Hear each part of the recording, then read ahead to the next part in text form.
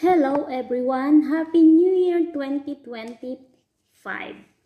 Guys, itong mangkulam-kulam ek-ek, trending to sa YT guys. Kaya ginagaya ko rin sila. Ngayon, meron akong concept dito. May konsepto ako. Ganito.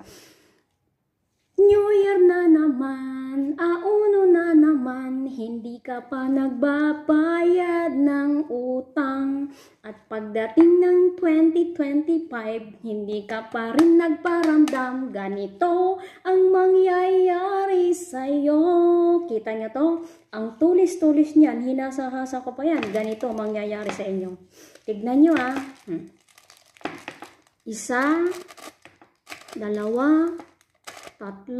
3, 4, 5, 6, 7, 8, hanggang humaba ng humaba. Ganyan ang gagawin ko pag hindi ka pa rin nagbayad.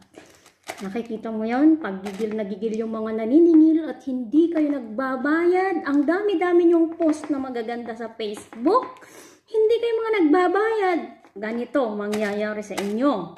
Kita niyo yan, bubutasin ng napakarami, ganyan. Kasi nung nangungutang ang bait ninyo. Tapos ngayon, naniningil na ako, nagtatago na kayo. Ang dami-dami yung gamit na account, pati numbers.